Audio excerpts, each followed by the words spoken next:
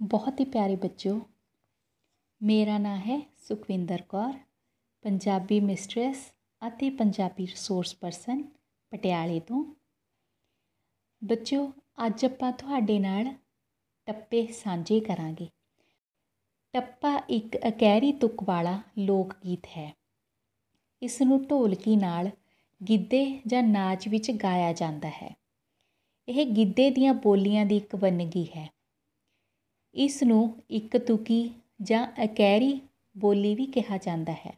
ਸੋ ਜਿਹੜਾ ਪਹਿਲਾ ਟੱਪਾ ਏ ਉਹ ਹੈ ਕਿ ਤੂੰ ਕਿਹੜਿਆਂ ਰੰਗਾਂ ਵਿੱਚ ਖੇਲੇ, ਮੈਂ ਕੀ ਜਾਣਾ ਤੇਰੀ ਸਾਰ ਨੂੰ। ਅਤੇ ਇਸ ਦੇ ਵਿੱਚ ਬੱਚਿਓ ਪਰਮਾਤਮਾ ਨੂੰ ਕਿਹਾ ਗਿਆ ਕਿ ਹੇ ਪਰਮਾਤਮਾ, ਮੈਨੂੰ ਤੇਰੇ ਬਾਰੇ ਇਹ ਖਬਰ ਰਤਾ ਵੀ ਨਹੀਂ ਕਿ ਤੂੰ ਕਿਹੜੇ ਰੰਗਾਂ ਵਿੱਚ ਖੇਡਦਾ ਹੈ। ਤੇਰਾ ਭਾਣਾ ਕੀ ਹੈ, ਇਹ ਤੈਨੂੰ ਹੀ ਚੰਗਾ ਲੱਗਦਾ ਏ, ਸਾਨੂੰ ਤੇਰੇ ਬਾਰੇ ਕੁਛ ਨਹੀਂ ਪਤਾ।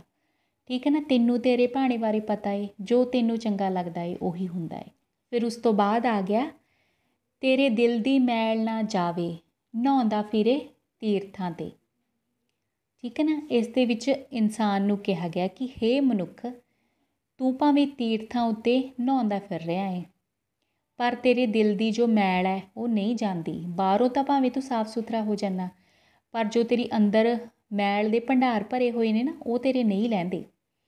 ਤੂੰ ਬੁਰੇ ਕੰਮ ਕਰਨੇ ਨਹੀਂ ਛੱਡਦਾ ਹੈਗਾ। ਠੀਕ ਹੈ ਨਾ, ਦਿਖਾਵੇ ਕਰਨ ਦਾ, ਜਿਵੇਂ ਆਪਣੇ ਸੰਤਾਂ ਮਹਾਤਮਾ ਨੇ ਕਿਹਾ ਹੁਣ ਤੱਕ, ਜਿੰਨੇ ਵੀ ਲੋਕ ਸੱਚੇ ਨੇ ਉਹ ਹਮੇਸ਼ਾ ਕਹਿੰਦੇ ਨੇ ਵੀ ਆਪਾਂ ਨੂੰ ਤੀਰਥ ਸਥਾਨਾਂ 'ਤੇ ਜਾ ਕੇ ਮੱਥੇ ਰਗੜਨ ਦੀ ਕੋਈ ਜ਼ਰੂਰਤ ਨਹੀਂ ਹੈ ਜਦੋਂ ਤੱਕ ਆਪਣੇ ਅੰਦਰ ਸਾਫ਼ ਨਹੀਂ ਹੈ। ਵੀ ਤੂੰ ਅੰਦਰ ਸਾਫ਼ ਕਰ, ਆਪਣੇ ਅੰਦਰ ਸਾਫ਼ ਕਰਨਾ ਮਤਲਬ ਕਿਸੇ ਪ੍ਰਤੀ ਕੋਈ ਮੈਲ ਆਪਣੇ ਅੰਦਰ ਨਾ ਰੱਖ, ਤੈਨੂੰ ਕਿਸੇ ਵੀ ਤੀਰਥ ਸਥਾਨ 'ਤੇ ਜਾਣ ਦੀ ਜ਼ਰੂਰਤ ਨਹੀਂ ਹੈ। ਫਿਰ ਉਸ ਤੋਂ ਬਾਅਦ ਆ ਗਿਆ, ਕਿੱਥੋਂ ਭਾਲਦਾ ਬਜੌਰ ਦੀਆਂ ਦਾਖਾਂ, ਕਿੱਕਰਾਂ ਦੇ ਬੀਜ ਬੀਜ ਕੇ। ਕਿੱਥੋਂ ਭਾਲਦਾ ਬਜੌਰ ਦੀਆਂ ਦਾਖਾਂ, ਕਿੱਕਰਾਂ ਦੇ ਬੀਜ ਬੀਜ ਕੇ। ਠੀਕ ਹੈ ਨਾ, ਇਸ ਦੇ ਵਿੱਚ ਵੀ ਬੰਦੇ ਨੂੰ ਕਿਹਾ ਗਿਆ ਕਿ ਹੇ ਬੰਦਿਆ, ਤੂੰ ਕਿੱਕਰਾਂ ਦੇ ਬੀਜ ਬੀਜ ਕੇ ਬਜੌਰ ਦੀਆਂ ਦਾਖਾਂ ਕਿੱਥੋਂ ਭਾਲ ਰਿਹਾ ਹੈ। ਤੈਨੂੰ ਕਿੱਕਰ ਬੀਜ ਕੇ ਬਜੌਰ ਦੀਆਂ ਦਾਖਾਂ ਨਹੀਂ ਪ੍ਰਾਪਤ ਹੋ ਸਕਦੀਆਂ। ਮਤਲਬ ਬਜੌਰ ਦੀਆਂ ਦਾਖਾਂ ਮੇਵੇ ਨੂੰ ਕਿਹਾ ਗਿਆ ਨਾ, ਅਤੇ ਵੀ ਬਜੌਰ ਦੇ ਜੋ ਮੇਵੇ ਨੇ, ਦਾਖਾਂ ਨੇ, ਉਹ ਬਹੁਤ ਸਵਾਦ ਹੁੰਦੀਆਂ ਨੇ। ਵੀ ਕਿੱਕਰਾਂ ਦੇ ਤੂੰ ਬੀਜ ਬੀਜਦਾ ਏ, ਮਤਲਬ ਮਾੜੇ ਕੰਮ ਤੂੰ ਕਰ ਰਿਹਾ, ਉਹਨਾਂ ਦਾ ਫਲ ਵੀ ਤੈਨੂੰ ਮਾੜਾ ਮਿਲਣਾ ਏ। ਵੀ ਇਹ ਨਹੀਂ ਹੋ ਸਕਦਾ ਵੀ ਤੂੰ ਮਾੜੇ ਕੰਮ ਕਰੇ ਤਾਂ ਉਹਨਾਂ ਦਾ ਫਲ ਤੈਨੂੰ ਚੰਗਾ ਮਿਲ ਜਾਏ। ਇਹ ਵੀ ਮਨੁੱਖ ਨੂੰ ਸਮਝਾਇਆ ਗਿਆ। ਠੀਕ ਹੈ ਨਾ, ਫਿਰ ਉਸ ਤੋਂ ਬਾਅਦ ਆ ਗਿਆ ਵੀ ਜਿਹੜੇ ਕਹਿੰਦੇ ਸੀ ਮਰਾਂਗੇ ਨਾਲ ਤੇਰੇ, ਛੱਡ ਕੇ ਮੈਦਾਨ ਭੱਜ ਕੇ। ਜਿਹੜੇ ਕਹਿੰਦੇ ਸੀ ਮਰਾਂਗੇ ਨਾਲ ਤੇਰੇ, ਛੱਡ ਕੇ ਮੈਦਾਨ ਭੱਜ ਕੇ। ਇਸ ਟੱਪੇ ਦੇ ਵਿੱਚ ਵੀ ਬੱਚਿਓ ਮਨੁੱਖ ਨੂੰ ਸਮਝਾਇਆ ਗਿਆ ਵੀ ਰਿਸ਼ਤੇ ਉਹੀ ਹੁੰਦੇ ਨੇ ਜੋ ਹਮੇਸ਼ਾ ਮੌਕੇ 'ਤੇ ਕੰਮ ਆਉਂਦੇ ਨੇ। ਵੀ ਉਂਝ ਕੋਈ ਬੰਦਾ ਲੱਖ ਕਹੀ ਜਾਵੇ ਵੀ ਅਸੀਂ ਤੇਰੇ ਬਹੁਤ ਸਕੇ ਹਾਂ, ਬਹੁਤ ਸੰਬੰਧੀ ਹਾਂ, ਠੀਕ ਹੈ ਨਾ, ਵੀ ਤੂੰ ਸਾਡਾ ਖਾਸ ਆ, ਵੀ ਤੇਰੇ ਲਈ ਅਸੀਂ ਕੁਛ ਵੀ ਕਰ ਸਕਦੇ ਹਾਂ, ਪਰ ਜਦੋਂ ਮੌਕਾ ਪੈਂਦਾ ਹੈ ਨਾ, ਉਹ ਸਾਰੇ ਛੱਡ ਕੇ ਭੱਜ ਜਾਂਦੇ ਨੇ ਅਤੇ ਆਪਾਂ ਨੂੰ ਇਕੱਲੇ ਹੀ ਉੱਥੇ ਰਹਿ ਕੇ ਮੁਸੀਬਤਾਂ ਦਾ ਸਾਹਮਣਾ ਕਰਨਾ ਪੈਂਦਾ ਹੈ। ਪਰ ਜੋ ਆਪਣੇ ਨੇ ਉਹ ਨਾਲ ਖੜ੍ਹਦੇ ਨੇ। ਠੀਕ ਹੈ ਨਾ, ਪਰ ਜੋ ਲੋਕ ਨਾਲ ਨਹੀਂ ਖੜ੍ਹਦੇ ਆਪਣੇ, ਉਹਨਾਂ ਲਈ ਇਹ ਵਰਤਿਆ ਜਾਂਦਾ ਹੈ। ਹਮੇਸ਼ਾ ਲੋਕ ਇੱਕ ਕਹਾਵਤ ਦੀ ਤਰ੍ਹਾਂ ਇਸ ਨੂੰ ਬੋਲ ਵੀ ਲੈਂਦੇ ਨੇ ਵੀ ਜਿਹੜੇ ਕਹਿੰਦੇ ਸੀ ਮਰਾਂਗੇ ਨਾਲ ਤੇਰੇ, ਛੱਡ ਕੇ ਮੈਦਾਨ ਭੱਜ ਕੇ। ਫਿਰ ਉਸ ਤੋਂ ਬਾਅਦ ਆ ਗਿਆ, ਜਿਹੜੇ ਕਹਿੰਦੇ ਸੀ ਰਹਾਂਗੇ ਦੁੱਧ ਬਣ ਕੇ, ਪਾਣੀ ਨਾਲੋਂ ਪੈ ਗਏ ਪਤਲੇ। ਠੀਕ ਹੈ, ਵੀ ਇਹ ਵੀ ਉਸ ਤਰ੍ਹਾਂ ਦੀ ਰਿਸ਼ਤੇ ਦੀ ਉਦਾਹਰਨ ਹੈ ਵੀ ਜੋ ਹਮੇਸ਼ਾ ਕਹਿੰਦੇ ਸੀ ਵੀ ਅਸੀਂ ਤੇਰੇ ਨਾਲ ਰਹਾਂਗੇ, ਦੁੱਧ ਬਣ ਕੇ ਰਹਾਂਗੇ, ਪੂਰੇ ਖਰੇ ਰਹਾਂਗੇ, ਵੀ ਪਾਣੀ ਦੇ ਨਾਲੋਂ ਵੀ ਉਹ ਪਤਲੇ ਪੈ ਗਏ। ਠੀਕ ਹੈ ਨਾ, ਕਿੱਦਾਂ ਪਾਣੀ ਦੇ ਨਾਲੋਂ ਪਤਲੇ ਪੈ ਗਏ। ਠੀਕ ਹੈ, ਵੀ ਮੌਕਾ ਪੈਣ 'ਤੇ ਵੀ ਤੇਰੇ ਕੰਮ ਨਹੀਂ ਆਏ। ਠੀਕ ਹੈ, ਦੁੱਧ ਅਤੇ ਪਾਣੀ ਨੂੰ ਅਲੱਗ-ਅਲੱਗ ਦੱਸਿਆ ਗਿਆ ਨਾ, ਵੀ ਦੁੱਧ ਵਾਂਗ ਸ਼ੁੱਧ ਰਹਾਂਗੇ, ਤੇਰੇ ਲਈ ਸਾਡੇ ਖਿਆਲ ਨੇ ਜੋ ਸ਼ੁੱਧ ਨੇ, ਵੀ ਹੁਣ ਉਹ ਮੌਕਾ ਪੈਣ 'ਤੇ ਪਾਣੀ ਦੇ ਨਾਲੋਂ ਵੀ ਪਤਲੇ ਪੈ ਗਏ, ਮਤਲਬ ਬਿਲਕੁਲ ਕੰਮ ਨਹੀਂ ਆਏ। ਗੋਰੇ ਰੰਗ ਨੂੰ ਕੋਈ ਨਾ ਪੁੱਛਦਾ, ਮੁੱਲ ਪੈਂਦੇ ਅਕਲਾਂ ਦੇ। ਵੀ ਗੋਰਾ ਰੰਗ ਭਾਵੇਂ ਕੋਈ ਜਿੰਨਾ ਵੀ ਲਈ ਫਿਰਦਾ ਹੋਵੇ, ਵੀ ਉਹਨੂੰ ਕੋਈ ਨਹੀਂ ਪੁੱਛਦਾ ਵੀ ਮੁੱਲ ਕਿਹਦੇ ਪੈਂਦੇ ਨੇ, ਇੱਥੇ ਅਕਲਾਂ ਦੇ ਮੁੱਲ ਪੈਂਦੇ ਹਨ। ਵੀ ਜਿਵੇਂ ਅਕਸਰ ਕਿਹਾ ਜਾਂਦਾ ਬੱਚੋ, ਵੀ ਚਾਹੇ ਕੋਈ ਇਨਸਾਨ ਜਿੰਨਾ ਵੀ ਸੋਹਣਾ ਏ, ਇੱਕ ਵਾਰੀ ਤਾਂ ਆਪਾਂ ਦੇਖਣ ਨੂੰ ਬੜਾ ਪਿਆਰਾ ਲੱਗਦਾ ਏ, ਸੁੰਦਰ ਲੱਗਦਾ ਏ, ਪਰ ਜਦੋਂ ਉਸ ਇਨਸਾਨ ਨਾਲ ਆਪਣਾ ਵਾਹ ਪੈਂਦਾ ਏ ਨਾ, ਉਹ ਇਨਸਾਨ ਆਪਾਂ ਨੂੰ ਸੁੰਦਰ ਲੱਗਣੋਂ ਹਟ ਜਾਂਦਾ, ਜਿਹਦੇ ਅੰਦਰ ਕੋਈ ਗੁਣ ਨਹੀਂ ਹੁੰਦੇ। क्योंकि सुंदरता एक वारी आपां देखदे हुंदे आ ते जो सुहप्पण अंदरला हुंदा है उसनूं वार-वार आपां देखदे आ। ठीक है ना, इस करके आपां कहने आ भी बड़ियां सारियां उदाहरणां ने, जिवें कम प्यारा चम प्यारा नी। ठीक है ना, भी अंदरों सोहਣਾ होना चाहिदा बंदा, बाहरों सोहਣਾ होना ना होना कोई वड्डी गल नहीं हुंदी। इस तर੍ਹਾਂ ਇਹਨਾਂ ਨੇ ਵੀ ਕਿਹਾ। ठीक है ना, गोरे रंग नूं कोई ना पुछदा मुੱਲ पैंदे अकलां दे। ठीक है, उस तो बाद आ गया भी उत्थे अमलां दे होणगे नबेड़े, जात किसे पुछणी नहीं। भी रब दी दरगाह ते हे बंदिया जदों तू जाएगा ना, भी उत्थे तेरे लेखे ने जिहड़े किते काम ने ਉਹੀ तेरे सामने आउणगे। भी किसी ने तेरी जात नहीं पुछनी, चाहे तू इत्थे जिन्ना मर्जी जात दा हंकार करदा है भी मैं तो बहुत वधिया हाँ जी। ठीक है ना, पर उत्थे जो भी चंगे काम ने उन्हां दे ही लेखे होणगे। ठीक है, सियाणे अक्सर समझाउंदे होए पहलां कह दिंदे सन ते भी इस करके आपां नूं चंगे काम करने चाहिए ने, क्योंकि रब नूं आपां जवाब देना है जाके। ठीक है, भी उत्थे काहदे अमलां दे नवेड़े हुंदे ने, चंगे कर्मां दे नवेड़े हुंदे ने, ना कि जात पात दे। ठीक है, वो सब कुछ इत्थे संसार दे विच ही रहिंदा है। फिर उस तो बाद आ गया तेरे बोते नूं गुआरे दियां फलियां, तैनूं वीरा दुੱਧ दा छन्ना। इस नूं भी उदां ही बच्चों जिस तरह वो आपां नूं समझाउंदे सन टप्पे उदां ही गाया जांदा। तेरे पोते नूं गवारे दियां फलियां, तैनूं वीरा दुੱਧ दा छन्ना। तेरे पोते नूं गवारे दियां फलियां, तैनूं वीरा दुੱਧ दा छन्ना। ਜਦੋਂ ਬੱਚਿਓ ਇਹ ਟੱਪੇ ਅਕਸਰ ਜਿਵੇਂ ਤੀਆਂ ਲੱਗਦੀਆਂ ਸਨ, ਹੁਣ ਤਾਂ ਤੀਆਂ ਦਾ ਜੋ ਪ੍ਰਭਾਵ ਹੈ ਬਹੁਤ ਘਟ ਗਿਆ, ਤਾਂ ਗਿੱਧਾ ਜਦੋਂ ਲਗਾਤਾਰ ਪੂਰਾ ਆਪਣੇ ਉਚਾਅ 'ਤੇ ਹੁੰਦਾ ਸੀ, ਜਦੋਂ ਲੜਕੀਆਂ ਥੱਕ ਜਾਂਦੀਆਂ ਸਨ, ਮਤਲਬ ਗਿੱਧੇ ਦੀ ਚਾਲ ਮੱਧਮ ਪੈ ਜਾਂਦੀ ਸੀ, ਤਾਂ ਉਹ ਖੜੀਆਂ ਖੜੀਆਂ ਇਸ ਤਰ੍ਹਾਂ ਟੱਪੇ ਗਾਉਣਾ ਸ਼ੁਰੂ ਕਰ ਦਿੰਦੀਆਂ। ਤਾਂ ਕੁਝ ਕੁੜੀਆਂ ਨੱਚਦੀਆਂ ਵੀ ਸਨ, ਠੀਕ ਹੈ ਨਾ, ਪਰ ਉਹ ਖੜ੍ਹ ਕੇ ਜ਼ਿਆਦਾਤਰ ਇਹਨਾਂ ਨੂੰ ਬੋਲਦੀਆਂ ਸਨ। ਅਤੇ ਨੱਚਣ ਦੀ ਜੋ ਮੁਦਰਾ ਹੈ ਬੱਚੋ ਇਹਦੇ ਵਿੱਚ ਬਹੁਤ ਹੌਲੀ ਹੌਲੀ ਰੱਖੀ ਜਾਂਦੀ ਸੀ, ਅਤੇ ਕਈ ਥਾਵੇਂ ਤਾਂ ਨੱਚਿਆ ਨਹੀਂ ਸੀ ਜਾਂਦਾ, ਉੱਥੇ ਖੜ੍ਹ ਕੇ ਇਹਨਾਂ ਨੂੰ ਗਾਇਆ ਜਾਂਦਾ ਸੀ। ਬਹੁਤ ਸੋਹਣੇ ਇੱਕੋ ਲੈਅ ਦੇ ਵਿੱਚ ਗਾਏ ਜਾਂਦੇ ਸੀ। ਅਗਰ ਵੀਰ ਦੇ ਟੱਪੇ ਸ਼ੁਰੂ ਹੋ ਜਾਂਦੇ ਸਨ ਤਾਂ ਕਿੰਨੇ ਕਿੰਨੇ ਟੱਪੇ ਵੀਰ ਦੇ ਸ਼ੁਰੂ ਹੁੰਦੇ ਸਨ। ਜਿਵੇਂ ਪਹਿਲਾਂ ਸਮਝਾਉਣ ਦੇ ਚੱਲ ਰਹੇ ਸੀਗੇ ਹੈ ਨਾ, ਸੱਚਾਈਆਂ ਦੇ, ਮਨੁੱਖ ਨੂੰ ਸਮਝਾਉਣ ਦੇ, ਉੱਦਾਂ ਦੇ ਟੱਪੇ ਕਿੰਨੀ ਝੜੀ ਲੱਗ ਜਾਂਦੀ ਸੀ, ਉਹ ਗਾਉਂਦੀਆਂ ਸਨ। ਸੋ ਵਿਰਾਸਤ ਨੂੰ ਆਪਾਂ ਹੀ ਸਾਂਭਣਾ ਹੈ, ਹੁਣ ਹੋਰ ਕਿਸੇ ਨੇ ਨਹੀਂ ਬੱਚੋ ਸਾਂਭਣਾ। ਠੀਕ ਹੈ, ਤਾਂ ਫਿਰ ਇਸ ਦੇ ਵਿੱਚ ਕਿਹਾ ਵੀ ਤੇਰੇ ਬੋਤੇ ਨੂੰ ਗੁਵਾਰੇ ਦੀਆਂ ਫਲੀਆਂ, ਤੈਨੂੰ ਵੀਰਾ ਦੁੱਧ ਦਾ ਛੰਨਾ। ਵੀ ਇੱਕ ਭੈਣ ਜੋ ਵਿਆਹੀ ਗਈ ਹੈ, ਜਦੋਂ ਉਸ ਦਾ ਭਰਾ ਉਸ ਨੂੰ ਮਿਲਣ ਜਾਂਦਾ ਹੈ ਬੋਤੇ 'ਤੇ, ਕਿਉਂਕਿ ਪਹਿਲਾਂ ਬੱਚੋ ਦੂਸਰੇ ਵਹੀਕਲ ਤਾਂ ਹੁੰਦੇ ਨਹੀਂ ਸਨ, ਅਤੇ ਲੋਕ ਘੋੜਿਆਂ ਦੇ ਉੱਪਰ, ਬੋਤਿਆਂ ਦੇ ਉੱਪਰ ਜਾਂਦੇ ਸਨ। ਵੀ ਜਿਹੜਾ ਤੇਰਾ ਤੂੰ ਅਮੀਰ ਆ, ਬੋਤਾ ਵੀ ਰੱਖਣਾ ਇੱਕ ਤਰ੍ਹਾਂ ਨਾਲ ਬੱਚੋ ਅਮੀਰੀ ਦੀ ਨਿਸ਼ਾਨੀ ਮੰਨੀ ਜਾਂਦੀ ਸੀ ਉਦੋਂ। ਵੀ ਤੇਰੇ ਬੋਤੇ ਨੂੰ ਮੈਂ ਗੁਆਰੇ ਦੀਆਂ ਫਲੀਆਂ ਖਵਾਉਣੀਆਂ ਹੈ ਨਾ, ਗੁਆਰਾ ਸਬਜ਼ੀ ਹੁੰਦੀ ਹੈ ਨਾ, ਵੀ ਇੰਨੀ ਮੈਂ ਦੇਖ ਰੇਖ ਕਰਾਂਗੀ, ਅਤੇ ਤੈਨੂੰ ਵੀਰਾ ਦੁੱਧ ਦਾ ਛੰਨਾ, ਵੀ ਮੈਨੂੰ ਬਹੁਤ ਖੁਸ਼ੀ ਹੋਈ ਹੈ ਤੇਰੇ ਆਉਣ ਦੀ, ਅਤੇ ਤੈਨੂੰ ਦੁੱਧ ਦਾ ਛੰਨਾ ਭਰ ਕੇ ਦੇਵਾਂਗੀ, ਮੈਨੂੰ ਵੀ ਤੇਰੇ ਬੋਤੇ ਨੂੰ ਵੀ ਗੁਆਰੇ ਦੀਆਂ ਫਲੀਆਂ। ਫਿਰ ਉਸ ਤੋਂ ਬਾਅਦ ਆ ਗਿਆ ਬੱਚਿਓ ਉੱਚਾ ਹੋ ਗਿਆ ਅੰਬਰ ਦਾ ਰਾਜਾ, ਰੋਈਆਂ 'ਚ ਹਾੜ ਬੋਲਿਆ। ਠੀਕ ਹੈ ਨਾ, ਤਾਂ ਇਹਦੇ ਵਿੱਚ ਅੰਬਰ ਦਾ ਰਾਜਾ ਕਿਸ ਨੂੰ ਕਿਹਾ ਗਿਆ? ਇੱਥੇ ਇੰਦਰ ਨੂੰ ਕਿਹਾ ਗਿਆ। ਇੰਦਰ ਮਤਲਬ ਮੀਂਹ ਦੇ ਰਾਜੇ ਨੂੰ ਕਿਹਾ ਗਿਆ।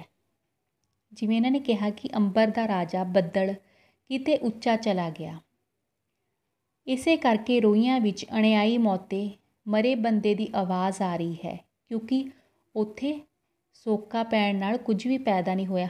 ਰੋਈਆਂ ਬੀਆਬਾਨ ਹੋ ਗਈ, ਇੱਥੇ ਬੰਜਰ ਭੂਮੀ ਹੋ ਗਈ। ਠੀਕ ਹੈ, ਉਸ ਤੋਂ ਬਾਅਦ ਗਿੱਧਿਆਂ 'ਚ ਨੱਚਦੀ ਦਾ ਤੇਰਾ ਦੇਵੇ ਰੂਪ ਦੁਹਾਈਆਂ, ਵੀ ਕੁੜੀ ਇੰਨੀ ਸੁੰਦਰ ਲੱਗ ਰਹੀ ਹੈ।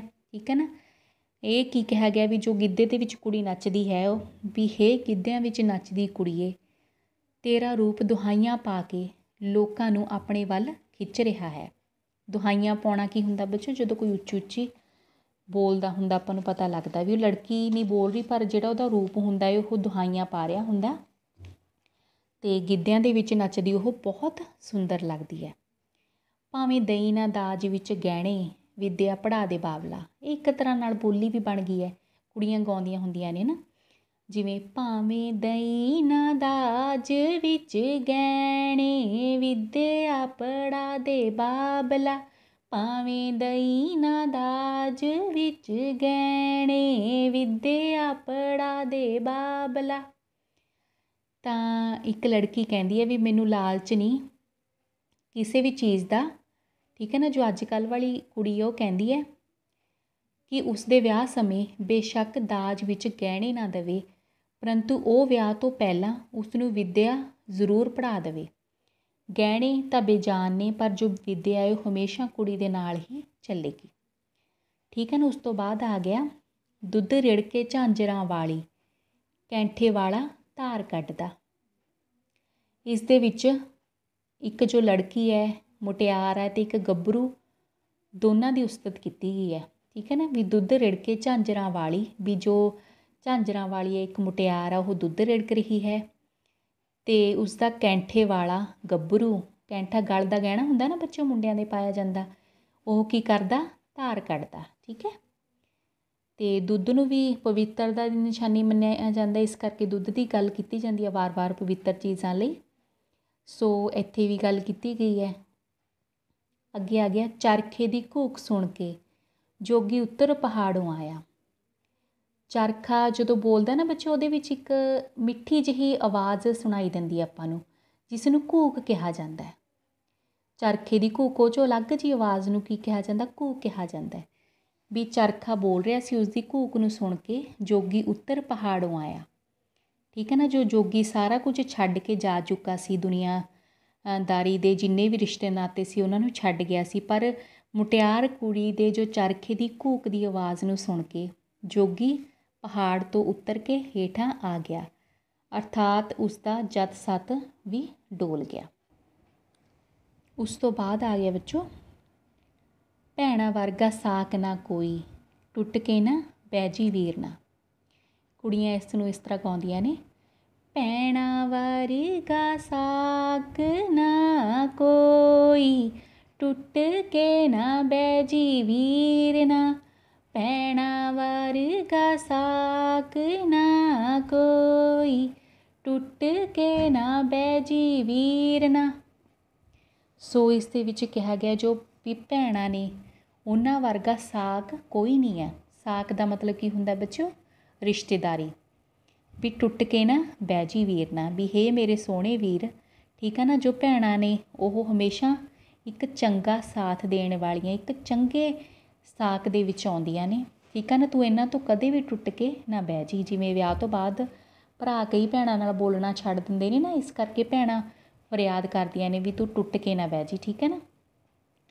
ਤਾਂ ਫਿਰ ਉਸ ਤੋਂ ਬਾਅਦ ਆ ਗਿਆ ਕਾਲੀ ਡਾਂਗ ਮੇਰੇ ਵੀਰ ਦੀ, ਜਿੱਥੇ ਵੱਜਦੀ ਬੱਦਲ ਵਾਂਗੂ ਗੱਜਦੀ। ਇਹ ਵੀਰਿਆਂ ਦੀ ਉਸਤਤ ਕੀਤੀ ਜਾਂਦੀ ਹੈ ਇਸ ਦੇ ਵਿੱਚ, ਵੀ ਜਿਹੜਾ ਮੇਰਾ ਭਰਾ ਹੈ ਉਹ ਗੱਭਰੂ ਜਵਾਨ ਹੈ, ਉਸਦੇ ਹੱਥ ਦੇ ਵਿੱਚ ਕਾਲੀ ਡਾਂਗ ਫੜੀ ਹੁੰਦੀ ਹੈ, ਠੀਕ ਹੈ ਨਾ।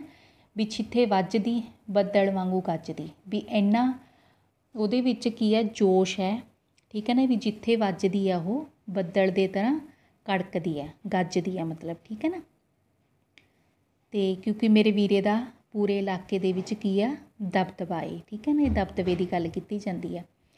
ਫਿਰ ਉਸ ਤੋਂ ਬਾਅਦ ਆ ਗਿਆ ਬੱਚੋ ਮੇਰਾ ਵੀਰ ਧਣੀਏ ਦਾ ਬੂਟਾ, ਆਉਂਦੇ ਜਾਂਦੇ ਲੈਣ ਵਾਸ਼ਨਾ। ਮੇਰਾ ਵੀਰ ਧਣੀਏ ਦਾ ਬੂਟਾ, ਆਉਂਦੇ ਜਾਂਦੇ ਲੈਣ ਵਾਸ਼ਨਾ। ਮੇਰਾ ਵੀਰ ਧਣੀਏ ਦਾ ਬੂਟਾ, ਆਉਂਦੇ ਜਾਂਦੇ ਲੈਣ ਵਾਸ਼ਨਾ, ਠੀਕ ਹੈ ਨਾ। ਧਨੀਏ ਦੇ ਬੂਟੇ 'ਚੋਂ ਵਾਸ਼ਨਾ ਆਉਂਦੀ ਹੈ ਨਾ ਬੱਚਿਓ, ਖੁਸ਼ਬੂ ਆਉਂਦੀ ਹੈ। ਆਪਾਂ ਸਬਜ਼ੀਆਂ ਦੇ ਵਿੱਚ ਇਸ ਨੂੰ ਪਾਉਂਦੇ ਹਾਂ, ਦਾਲਾਂ ਦੇ ਵਿੱਚ ਪਾਉਂਦੇ ਹਾਂ। ਵੀ ਮੇਰਾ ਵੀਰ ਜਿਹੜਾ ਬਹੁਤ ਸੋਹਣਾ ਹੈ, ਬਹੁਤ ਸੁੰਦਰ ਆ, ਉਹਦੇ ਵਿੱਚੋਂ ਵਾਸ਼ਨਾ ਆਉਂਦੀ ਹੈ, ਅਤੇ ਧਨੀਏ ਦੇ ਬੂਟੇ ਦੀ ਤਰ੍ਹਾਂ ਹੈ ਨਾ, ਬਹੁਤ ਖੁਸ਼ਬੂ ਆਉਂਦੀ ਹੈ ਮੇਰੇ ਵੀਰੇ 'ਚੋਂ, ਠੀਕ ਹੈ। ਮੇਰਾ ਵੀਰ ਅਰਥਾਤ ਮੈਨੂੰ ਬਹੁਤ ਹਰਮਨ ਪਿਆਰਾ ਹੈ। ਮਾਵਾਂ ਨੂੰ ਪੁੱਤ ਐਂ ਮਿਲਦੇ ਜਿਉਂ ਸੁੱਕੀਆਂ ਵੇਲਾਂ ਨੂੰ ਪਾਣੀ। ਅਤੇ ਜੋ ਮਾਵਾਂ ਨੇ ਉਹਨਾਂ ਨੂੰ ਆਪਣੇ ਪੁੱਤਰ ਬਹੁਤ ਪਿਆਰੇ ਹੁੰਦੇ ਨੇ, ਬਹੁਤ ਪਿਆਰੇ ਹੁੰਦੇ ਨੇ। ਜਿਸ ਤਰ੍ਹਾਂ ਜੋ ਵੇਲਾਂ ਨੇ, ਪੌਦੇ ਨੇ, ਉਹ ਪਾਣੀ ਤੋਂ ਬਿਨਾਂ ਸੁੱਕ ਜਾਂਦੇ ਨੇ ਨਾ, ਉਸ ਤਰ੍ਹਾਂ ਮਾਵਾਂ ਹੁੰਦੀਆਂ ਨੇ ਆਪਣੇ ਪੁੱਤਰਾਂ ਦੇ ਵਿਛੋੜੇ ਨਾਲ ਸੁੱਕ ਜਾਂਦੀਆਂ ਨੇ, ਪਰ ਜਦੋਂ ਪੁੱਤਰ ਉਹਨਾਂ ਨੂੰ ਮਿਲਦੇ ਨੇ ਤਾਂ ਉਹ ਦੁਬਾਰਾ ਖੁਸ਼ ਹੋ ਜਾਂਦੀਆਂ ਹਨ, ਟਹਿਕ ਪੈਂਦੀਆਂ ਹਨ, ਜਿਵੇਂ ਵੇਲਾਂ ਪਾਣੀ ਪੈਣ ਤੋਂ ਬਾਅਦ ਦੁਬਾਰਾ ਖੁਸ਼ਹਾਲੀ ਦੇ ਵਿੱਚ ਆ ਜਾਂਦੀਆਂ ਹਨ। ਫਿਰ ਉਸ ਤੋਂ ਬਾਅਦ ਹੈ ਪੁੱਤ ਵੀਰ ਦਾ ਭਤੀਜਾ ਮੇਰਾ, ਭੂਆ ਕਹਿ ਕੇ ਮੱਥਾ ਟੇਕਦਾ। ਜਿਸ ਤਰ੍ਹਾਂ ਟੱਪਿਆਂ ਦੇ ਵਿੱਚ ਬੱਚੋ ਹਰ ਕਿਸੇ ਰਿਸ਼ਤੇ ਦੀ ਗੱਲ ਆਉਂਦੀ ਹੈ। ਪਹਿਲਾਂ ਆਪਾਂ ਭਰਾ ਦੀ ਗੱਲ ਕੀਤੀ ਗਈ ਸੀ, ਤੇ ਇਸ ਤਰ੍ਹਾਂ ਭਤੀਜਿਆਂ ਦੇ ਵੀ ਕਾਫੀ ਟੱਪੇ ਨੇ, ਹਰ ਰਿਸ਼ਤੇ ਦੇ ਟੱਪੇ ਨੇ ਬੱਚੋ। ਤੇ ਬਹੁਤ ਅਮੀਰ ਵਿਰਸਾ ਹੈ ਬੱਚੋ, ਬਹੁਤ ਜ਼ਿਆਦਾ। ਤਾਂ ਵੀ ਉਹ ਕਹਿੰਦੀ ਹੈ ਇੱਕ ਜੋ ਲੜਕੀ ਹੁੰਦੀ ਹੈ, ਕਿਉਂਕਿ ਦੇਖੋ ਇੱਕ ਕੁੜੀ ਨੂੰ ਆਪਣਾ ਪੇਕਾ ਪਰਿਵਾਰ ਸਾਰੀ ਜ਼ਿੰਦਗੀ ਪਿਆਰਾ ਰਹਿੰਦਾ ਹੈ ਨਾ, ਸਾਰੀ ਜ਼ਿੰਦਗੀ ਉਹਦਾ ਜੋ ਮੋਹ ਹੁੰਦਾ ਹਮੇਸ਼ਾ ਆਪਣੀ ਜਨਮ ਭੂਮੀ, ਆਪਣੇ ਮਾਪਿਆਂ ਪ੍ਰਤੀ ਰਹਿੰਦਾ ਏ। ਉਹ ਕਹਿੰਦੀ ਹੈ ਵੀ ਪੁੱਤ ਭਾਵੇਂ ਮੇਰੇ ਵੀਰ ਦਾ ਏ, ਮੇਰਾ ਕੀ ਲੱਗਦਾ ਏ, ਉਹ ਭਤੀਜਾ ਲੱਗਦਾ ਏ। ਪੁੱਤ ਵੀਰ ਦਾ, ਭਤੀਜਾ ਮੇਰਾ, ਮੇਰੇ ਵੀਰ ਦਾ ਪੁੱਤ ਹੈ ਉਹ, ਮੇਰਾ ਕੀ ਲੱਗਦਾ ਹੈ, ਭਤੀਜਾ। ਭੂਆ ਕਹਿ ਕੇ ਮੱਥਾ ਟੇਕਦਾ, ਵੀ ਮੈਨੂੰ ਉਹ ਕੀ ਕਹਿੰਦਾ ਏ, ਭੂਆ, ਠੀਕ ਹੈ ਨਾ। ਜੋ ਭਰਾ ਦਾ ਜੋ ਪੁੱਤਰ ਹੁੰਦਾ ਏ, ਭਤੀਜਾ ਲੱਗਦਾ, ਉਹ ਭੂਆ ਲੱਗਦੀ ਹੈ ਉਸਦੀ, ਹੈ ਨਾ। ਵੀ ਮੈਨੂੰ ਮੱਥਾ ਟੇਕਦਾ, ਮੈਨੂੰ ਬਹੁਤ ਖੁਸ਼ੀ ਹੁੰਦੀ ਹੈ ਜਦੋਂ ਮੈਨੂੰ ਮੱਥਾ ਟੇਕਦਾ। ਉਹ ਖੁਸ਼ੀ ਦੇ ਵਿੱਚ ਇਸ ਨੂੰ ਗਾਉਂਦੀ ਹੈ। ਫਿਰ ਉਸ ਤੋਂ ਬਾਅਦ ਆ ਗਿਆ, ਧਨ ਜੋਬਨ ਫੁੱਲਾਂ ਦੀਆਂ ਵਾੜੀਆਂ ਸਦਾ ਨਹੀਂ ਆਬਾਦ ਰਹਿੰਦੀਆਂ। ਧਨ ਜੋਬਨ ਫੁੱਲਾਂ ਦੀਆਂ ਵਾੜੀਆਂ ਸਦਾ ਨਹੀਂ ਆਬਾਦ ਰਹਿੰਦੀਆਂ। ਬੱਚੋ ਵਾੜੀਆਂ ਕਿਸ ਨੂੰ ਕਿਹਾ ਜਾਂਦਾ ਹੈ? ਵਾੜੀਆਂ ਜਿਹੜੀਆਂ ਜਿੱਥੇ ਫੁੱਲ ਉਗਾਏ ਜਾਂਦੇ ਨੇ। ਵੀ ਜਿਹੜਾ ਧਨ ਹੈ, ਜੋਬਨ ਹੈ, ਜਵਾਨੀ ਹੈ, ਇੱਕ ਤਰ੍ਹਾਂ ਨਾਲ ਫੁੱਲਾਂ ਦੀਆਂ ਵਾੜੀਆਂ ਦੀ ਤਰ੍ਹਾਂ ਹੈ ਨਾ, ਜਿਵੇਂ ਫੁੱਲ ਦੀਆਂ ਵਾੜੀਆਂ ਹੁੰਦੀਆਂ ਨੇ ਉਸ ਤਰ੍ਹਾਂ ਇਹ ਹੈ ਵੀ ਸਦਾ ਨਹੀਂ ਆਬਾਦ ਰਹਿਣੀਆਂ, ਵੀ ਇਹ ਸਦਾ ਨਹੀਂ ਆਬਾਦ ਰਹਿਣਗੀਆਂ, ਠੀਕ ਹੈ ਨਾ। ਇਹਨਾਂ ਨੇ ਇੱਕ ਨਾ ਇੱਕ ਦਿਨ ਕੀ ਹੋਣਾ, ਪਰਿਵਰਤਨ ਇਹਨਾਂ ਦੇ ਵਿੱਚ ਆ ਜਾਣਾ ਹੈ। ਜੋਬਨ ਨੇ ਵੀ ਚਲੇ ਜਾਣਾ, ਧਨ ਨੇ ਵੀ ਚਲੇ ਜਾਣਾ, ਵੀ ਇਹਨਾਂ ਨੇ ਵੀ ਚਲੇ ਹੀ ਜਾਣਾ ਹੈ, ਠੀਕ ਹੈ। ਫਿਰ ਉਸ ਤੋਂ ਬਾਅਦ ਆ ਗਿਆ, ਤਿੰਨ ਰੰਗ ਨਹੀਂ ਉਹ ਲੱਭਣੇ ਹੁਸਨ ਜਵਾਨੀ ਮਾਪੇ। ਉਸ ਤਰ੍ਹਾਂ ਹੀ ਜਿਵੇਂ ਪਹਿਲਾਂ ਟੱਪੇ ਦੇ ਵਿੱਚ ਗੱਲ ਕੀਤੀ ਸੀ ਵੀ ਧਨ ਜੋਬਨ ਫੁੱਲਾਂ ਦੀਆਂ ਵਾੜੀਆਂ ਸਦਾ ਨਹੀਂ ਆਬਾਦ ਰਹਿਣੀਆਂ। ਤਿੰਨ ਰੰਗ ਨਹੀਂ ਉਹ ਲੱਭਣੇ ਹੁਸਨ ਜਵਾਨੀ ਮਾਪੇ, ਵੀ ਤਿੰਨ ਰੰਗ ਤੇਰੀ ਜ਼ਿੰਦਗੀ ਦੇ ਵਿੱਚ ਗੁਆਚੇ ਤੈਨੂੰ ਕਦੇ ਨਹੀਂ ਮਿਲ ਸਕਦੇ। ਭਾਵੇਂ ਤੇਰਾ ਹੁਸਨ ਹੈ, ਵੀ ਇੱਕ ਵਾਰ ਬੰਦਾ ਬੁੱਢਾ ਹੋ ਜਾਂਦਾ ਤਾਂ ਹੁਸਨ ਉਹਨੂੰ ਦੁਬਾਰਾ ਉਹ ਨਹੀਂ ਮਿਲ ਸਕਦਾ, ਚਾਹੇ ਉਹ ਲੱਖ ਯਤਨ ਕਰੇ। ਜਵਾਨੀ ਜੋ ਇੱਕ ਵਾਰ ਬੀਤ ਜਾਂਦੀ ਹੈ, ਜਵਾਨੀ ਕਦੀ ਵਾਪਸ ਨਹੀਂ ਆਉਂਦੀ। ਮਾਪੇ ਜੋ ਇੱਕ ਵਾਰ ਚਲੇ ਜਾਂਦੇ ਨੇ, ਕਦੇ ਮਾਪੇ ਦੁਬਾਰਾ ਨਹੀਂ ਮਿਲਦੇ।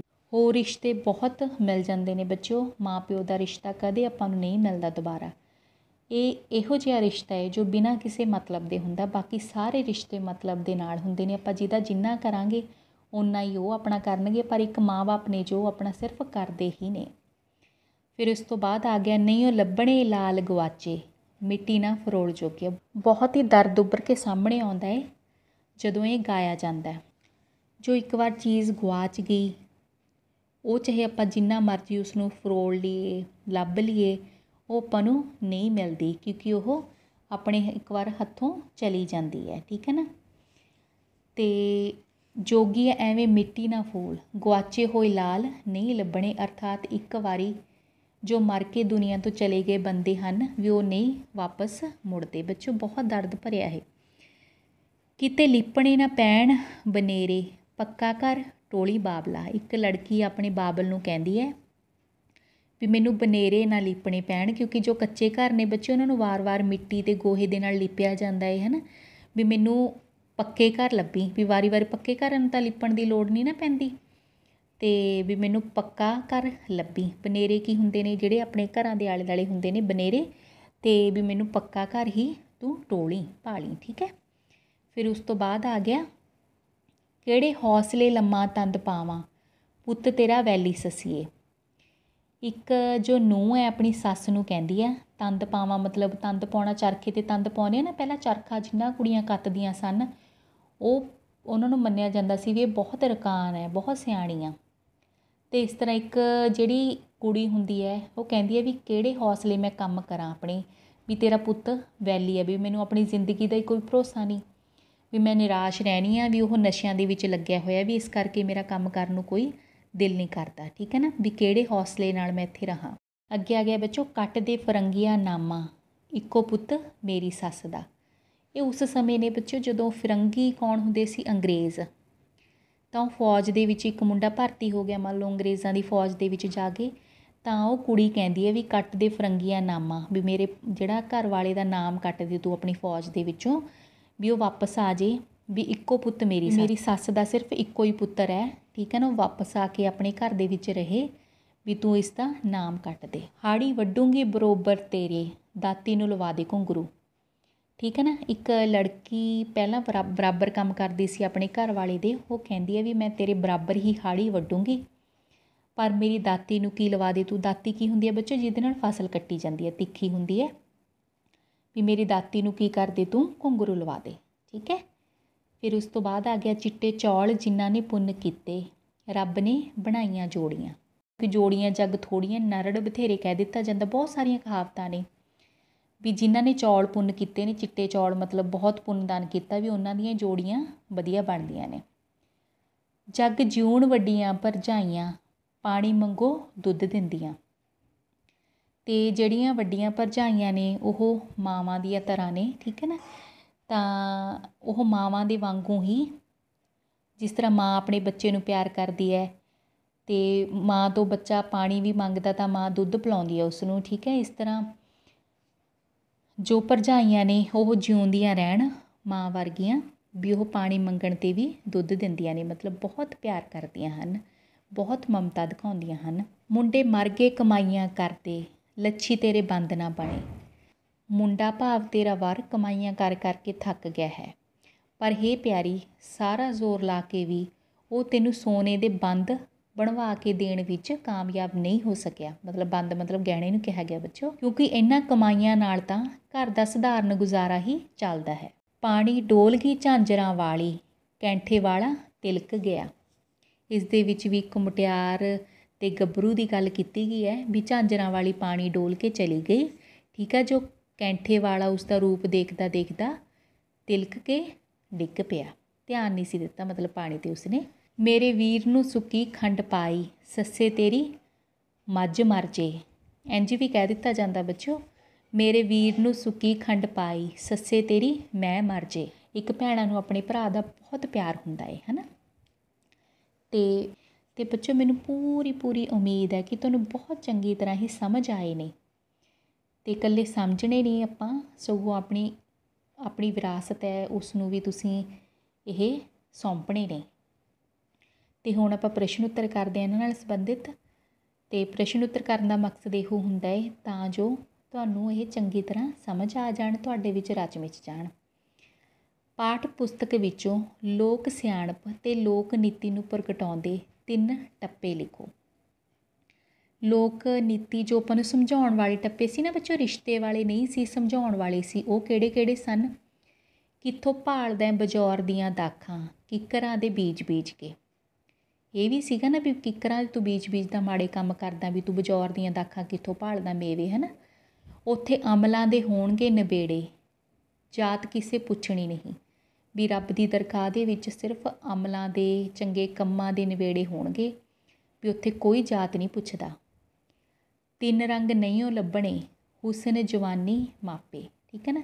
ਵੀ ਤੇਰੀ ਜ਼ਿੰਦਗੀ ਦੇ 3 ਸੁਨਹਿਰੀ ਰੰਗ ਤੈਨੂੰ ਮੁੜ ਕੇ ਨਹੀਂ ਲੱਭਣਗੇ। ਕਿਹੜੇ? ਹੁਸਨ ਜਵਾਨੀ ਅਤੇ ਮਾਪੇ। ਉਸ ਤੋਂ ਬਾਅਦ ਪਾਠ ਪੁਸਤਕ ਵਿੱਚ ਦਿੱਤੇ ਕਿੰਨਾਂ ਟੱਪਿਆਂ ਵਿੱਚ ਮਨੁੱਖੀ ਜ਼ਿੰਦਗੀ ਵਿੱਚ ਰੂਪ ਅਤੇ ਰੰਗ ਬਾਰੇ ਕੀ ਭਾਵ ਪ੍ਰਗਟ ਹੋਏ ਹਨ, ਉਦਾਹਰਨਾਂ ਸਹਿਤ ਦੱਸੋ। ਮੁਟਿਆਰ ਦਾ ਰੂਪ ਹਰ ਇੱਕ ਨੂੰ ਆਪਣੇ ਵੱਲ ਖਿੱਚਦਾ ਹੈ। ਉਂਝ ਯਥਾਰਥਕ ਜੀਵਨ ਵਿੱਚ ਗੋਰੇ ਰੰਗ ਨੂੰ ਕੋਈ ਨਹੀਂ ਪੁੱਛਦਾ, ਸਗੋਂ ਅਕਲਾਂ ਦੇ ਹੀ ਮੁੱਲ ਪੈਂਦੇ ਹਨ। ਪੰਜਾਬੀ ਦੇ ਕਿੰਨਾਂ ਟੱਪਿਆਂ ਵਿੱਚ ਮਨੁੱਖੀ ਰਿਸ਼ਤੇ ਵਿਸ਼ਾ ਬਣੇ ਹਨ। ਇਹ ਵੀ ਦੱਸੋ ਕਿ ਕਿਹੜੇ ਰਿਸ਼ਤੇ ਇਹਨਾਂ ਟੱਪਿਆਂ ਵਿੱਚ ਵਿਸ਼ਾ ਬਣੇ ਹਨ। ਠੀਕ ਹੈ ਨਾ। ਵੀ ਮਨੁੱਖੀ ਰਿਸ਼ਤੇ ਲਈ ਕਿਹੜੇ ਆਏ ਨੇ ਟੱਪੇ। ਇੱਕ ਭੈਣਾਂ ਵਰਗਾ ਸਾਕ ਨਾ ਕੋਈ, ਟੁੱਟ ਕੇ ਨਾ ਬਹਿ ਜੀ ਵੀਰ ਨਾ। ਮਤਲਬ ਵੀਰ ਅਤੇ ਭੈਣ ਦਾ ਜ਼ਿਕਰ ਆਇਆ ਇਹਦੇ ਵਿੱਚ।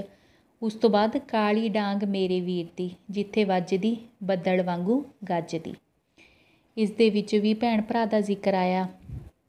ਫਿਰ ਆ ਗਿਆ ਮੇਰਾ ਵੀਰ ਧਣੀਏ ਦਾ ਬੂਟਾ, ਆਉਂਦੇ ਜਾਂਦੇ ਲੈਣ ਵਾਸ਼ਨਾ। ਠੀਕ ਹੈ। ਅਤੇ ਮਾਵਾਂ ਨੂੰ ਪੁੱਤ ਐ ਮਿਲਦੇ ਜਿਉਂ ਸੁੱਕੀਆਂ ਵੇਲਾਂ ਨੂੰ ਪਾਣੀ, ਮਾਂ ਪੁੱਤਰ ਦਾ ਜ਼ਿਕਰ ਆਇਆ। ਪੁੱਤ ਵੀਰ ਦਾ ਭਤੀਜਾ ਮੇਰਾ, ਭੂਆ ਕਹਿ ਕੇ ਮੱਥਾ ਟੇਕਦਾ। ਇਸ ਦੇ ਵਿੱਚ ਭੂਆ ਭਤੀਜੇ ਦੀ ਗੱਲ ਆਈ ਹੈ। ਅਤੇ ਉਸ ਤੋਂ ਬਾਅਦ ਆ ਗਿਆ ਕਿਹੜੇ ਹੌਸਲੇ ਲੰਮਾ ਤੰਦ ਪਾਵਾਂ, ਪੁੱਤ ਤੇਰਾ ਵੈਲੀ ਸੱਸੀਏ, ਨੂੰਹ ਸੱਸ ਦੀ ਗੱਲ ਆਈ ਹੈ। ਅਤੇ ਘਰ ਵਾਲੇ ਦਾ ਜ਼ਿਕਰ ਆਇਆ ਇਸ ਦੇ ਵਿੱਚ। ਕੱਟ ਦੇ ਫਰੰਗੀਆਂ ਨਾਮਾ, ਇੱਕੋ ਪੁੱਤ ਮੇਰੀ ਸੱਸ ਦਾ। ਇਸ ਦੇ ਵਿੱਚ ਵੀ ਪਤੀ ਪਤਨੀ ਅਤੇ ਸੱਸ ਦਾ ਜ਼ਿਕਰ ਆਇਆ। ਫਿਰ ਉਸ ਤੋਂ ਬਾਅਦ ਜੱਗ ਜਿਊਣ ਵੱਡੀਆਂ ਭਰਜਾਈਆਂ, ਪਾਣੀ ਮੰਗੋ ਦੁੱਧ ਦਿੰਦੀਆਂ। ਦਿਓਰ ਭਰਜਾਈ ਦੀ ਗੱਲ ਆਈ ਹੈ। ਤਾਂ ਫਿਰ ਉਸ ਤੋਂ ਬਾਅਦ ਮੁੰਡੇ ਮਰ ਗਏ ਕਮਾਈਆਂ ਕਰਦੇ, ਲੱਛੀ ਤੇਰੇ ਬੰਦ ਨਾ ਬਣੇ। ਮਤਲਬ ਇਸ ਦੇ ਵਿੱਚ ਇੱਕ ਪਤੀ ਪਤਨੀ ਦੀ ਗੱਲ ਆਈ ਆ। ਸੋ ਇਸ ਤਰ੍ਹਾਂ ਦੇਖਿਆ ਬੱਚਿਓ ਵੀ ਕਿੰਨੇ ਸਾਰੇ ਰਿਸ਼ਤੇ ਨੇ। ਅਤੇ ਜਿਵੇਂ ਇੱਕ ਹੈ, ਕਿਤੇ ਲਿਪਣੇ ਨਾ ਪੈਣ ਬਨੇਰੇ, ਪੱਕਾ ਘਰ ਟੋਲੀ ਬਾਬਲਾ। ਇਸ ਤਰ੍ਹਾਂ ਮਾਂ ਪੁੱਤ, ਬਾਬਲ ਧੀ, ਵੀਰ ਭੈਣ, ਦਿਓਰ ਭਰਜਾਈ, ਸੱਸ ਨੂੰ, ਪਤੀ ਪਤਨੀ ਆਦਿ ਰਿਸ਼ਤਿਆਂ ਦਾ ਜ਼ਿਕਰ ਆਇਆ ਹੈ ਇਹਨਾਂ ਦੇ ਵਿੱਚ। ਪਾਠ ਪੁਸਤਕ ਵਿੱਚ ਦਿੱਤੇ ਕਿਹੜੇ ਟੱਪਿਆਂ ਵਿੱਚ ਜੀਵਨ ਦਾ ਆਰਥਿਕ ਪੱਖ ਝਲਕਿਆ ਹੈ? ਪਾਠ ਪੁਸਤਕ ਦੇ ਵਿੱਚ ਕਾਫੀ ਸਾਰੇ ਟੱਪੇ ਹਨ ਬੱਚੇ ਜਿਨ੍ਹਾਂ ਦੇ ਵਿੱਚ ਆਰਥਿਕ ਪੱਖ ਝਲਕਿਆ ਹੈ। ਜਿਵੇਂ ਮੁੰਡੇ ਮਰ ਗਏ ਕਮਾਈਆਂ ਕਰਦੇ, ਲੱਛੀ ਤੇਰੇ ਬੰਦ ਨਾ ਬਣੇ, ਜੱਗ ਜਿਉਣ ਵੱਡੀਆਂ ਭਰਜਾਈਆਂ, ਪਾਣੀ ਮੰਗਾ ਦੁੱਧ ਦਿੰਦੀਆਂ। ਇਸ ਟੱਪੇ ਵਿੱਚ ਕਿਹੜੇ ਭਾਵ ਪ੍ਰਗਟ ਹੋਏ ਹਨ? ਇਸ ਟੱਪੇ ਵਿੱਚ ਭਰਜਾਈਆਂ ਦੇ ਦਿਓਰ ਨਾਲ ਪਿਆਰ ਮਮਤਾ ਦੇ ਭਾਵ ਪ੍ਰਗਟ ਹੋਏ ਹਨ। ਨਹੀਂਓ ਲੱਭਣੇ ਲਾਲ ਗੁਆਚੇ, ਮਿੱਟੀ ਨਾ ਫਰੋਲ ਜੋਗੀਆ। ਇਸ ਟੱਪੇ ਵਿੱਚ ਆਏ ਭਾਵ ਨੂੰ ਆਪਣੇ ਸ਼ਬਦਾਂ ਵਿੱਚ ਲਿਖੋ। ਇਸ ਦੇ ਵਿੱਚ ਇੱਕ ਇਨਸਾਨ ਨੂੰ ਇਹ ਕਿਹਾ ਗਿਆ ਕਿ ਮਰ ਗਏ ਜੋ ਰਿਸ਼ਤੇ ਹਨ, ਜੋ ਤੇਰੇ ਆਪਣੇ ਸਾਕ ਸੰਬੰਧੀ ਹਨ, ਉਹ ਤੈਨੂੰ ਮੁੜ ਕੇ ਨਹੀਂ ਲੱਭਦੇ। ਇਸ ਕਰਕੇ ਤੈਨੂੰ ਰੋਣਾ ਨਹੀਂ ਚਾਹੀਦਾ ਹੈ। ਵੀ ਜਿਸ ਤਰ੍ਹਾਂ ਜੋਗੀ ਮਿੱਟੀ ਫਰੋਲਦਾ ਏ, ਲਾਲ ਜੋ ਇੱਕ ਵਾਰ ਗਵਾਚ ਜਾਂਦੇ ਨੇ ਮੁੜ ਕੇ ਨਹੀਂ ਲੱਭਦੇ। ਆਪਣੀ ਪਾਠ ਪੁਸਤਕ ਵਿੱਚੋਂ ਆਪਣੀ ਮਨਪਸੰਦ ਦੇ 3 ਟੱਪੇ ਲਿਖੋ ਬੱਚੋ ਜੋ ਤੁਹਾਨੂੰ ਪਸੰਦ ਨੇ। ਜਿਵੇਂ ਤੇਰੇ ਦਿਲ ਦੀ ਮੈਲ ਨਾ ਜਾਵੇ, ਨਹਾਉਂਦਾ ਫਿਰੇ ਤੀਰਥਾਂ 'ਤੇ। ਮਤਲਬ ਆਪਣੀ ਪਸੰਦ ਦੇ ਵੀ ਤੇਰੇ ਦਿਲ ਦੀ ਮੈਲ ਨਾ ਜਾਵੇ, ਨਹਾਉਂਦਾ ਫਿਰੇ ਤੀਰਥਾਂ 'ਤੇ। ਗੋਰੇ ਰੰਗ ਨੂੰ ਕੋਈ ਨਾ ਪੁੱਛਦਾ, ਮੁੱਲ ਪੈਂਦੇ ਅਕਲਾਂ ਦੇ। ਚਿੱਟੇ ਚੌਲ ਜਿਨ੍ਹਾਂ ਨੇ ਪੁੰਨ ਕੀਤੇ, ਰੱਬ ਨੇ ਬਣਾਈਆਂ ਜੋੜੀਆਂ। ਸੋ ਬੱਚਿਓ ਇਹ ਸਨ ਟੱਪਿਆਂ ਦੇ ਪ੍ਰਸ਼ਨ ਉੱਤਰ। ਅਤੇ ਹੁਣ ਆਪਾਂ ਕੁਝ ਸੰਖੇਪ ਉੱਤਰਾਂ ਵਾਲੇ ਪ੍ਰਸ਼ਨ ਤੁਹਾਡੇ ਨਾਲ ਸਾਂਝੇ ਕਰਦੇ ਹਾਂ। ਤੂੰ ਕਿਹੜੇ ਰੰਗਾਂ ਵਿੱਚ ਖੇਡੇ, ਮੈਂ ਕੀ ਜਾਣਾ ਤੇਰੀ ਸਾਰ ਨੂੰ। ਇਸ ਦੇ ਵਿੱਚ ਕਿਸ ਨੂੰ ਕਿਹਾ ਗਿਆ? ਇਹ ਪਰਮਾਤਮਾ ਨੂੰ। ਤੇਰੇ ਦਿਲ ਦੀ ਮੈਲ ਨਾ ਜਾਵੇ, ਨਹਾਉਂਦਾ ਫਿਰੇ ਤੀਰਥਾਂ 'ਤੇ। ਕੀ ਗੱਲ ਕੀਤੀ ਗਈ ਇਹਦੇ ਵਿੱਚ ਬੱਚੋ? ਵਿਅੰਗ ਕੀਤਾ ਗਿਆ ਪਾਖੰਡ ਭਰੇ ਜੀਵਨ 'ਤੇ। ਠੀਕ ਹੈ। ਕਿੱਥੋਂ ਭਾਲਦਾ ਬਜੌਰ ਦੀਆਂ ਦਾਖਾਂ, ਕਿੱਕਰਾਂ ਦੇ ਬੀਜ ਬੀਜ ਕੇ। ਇੱਥੇ ਕੀ ਕਿਹਾ ਗਿਆ? ਨੇਕ ਕੰਮ ਕਰਨ ਲਈ। ਬਜੌਰ ਦੀਆਂ ਦਾਖਾਂ ਕਿਸ ਨੂੰ ਨਹੀਂ ਮਿਲ ਰਹੀਆਂ? ਜੋ ਕਿੱਕਰਾਂ ਦੇ ਬੀਜ ਬੀਜਦੇ ਹਨ, ਮਤਲਬ ਚੰਗੇ ਕੰਮ ਨਹੀਂ ਕਰਦੇ। ਟੱਪਿਆਂ ਵਿੱਚ ਗੋਰੇ ਰੰਗ ਅਤੇ ਅਕਲ ਵਿੱਚੋਂ ਕਿਸ ਨੂੰ ਮੁੱਲਵਾਨ ਦੱਸਿਆ ਗਿਆ? ਅਕਲ ਨੂੰ। ਉਸ ਤੋਂ ਬਾਅਦ ਆ ਗਿਆ ਬੱਚੋ ਟੱਪਿਆਂ ਅਨੁਸਾਰ ਚਰਖੇ ਦੀ ਘੂਕ ਸੁਣ ਕੇ ਪਹਾੜੋਂ ਕੌਣ ਉੱਤਰ ਆਇਆ? ਜੋਗੀ। ਟੱਪਿਆਂ ਵਿੱਚ ਭੈਣ ਦਾ ਸਾਕ ਕਿਹੋ ਜਿਹਾ ਹੈ? ਬਹੁਤ ਬਹੁਤ ਸੁੰਦਰ, ਬੇਮਿਸਾਲ, ਲਾਸਾਨੀ, ਜਿਸ ਵਰਗਾ ਕੋਈ ਹੋਰ ਨਹੀਂ ਹੋ ਸਕਦਾ। ਟੱਪਿਆਂ ਵਿੱਚ ਭੈਣ ਕਿਸ ਦੀ ਬਹਾਦਰੀ ਤੇ ਗੁਣਾਂ ਦਾ ਜ਼ਿਕਰ ਕਰਦੀ ਹੈ? ਭਰਾ ਦੇ।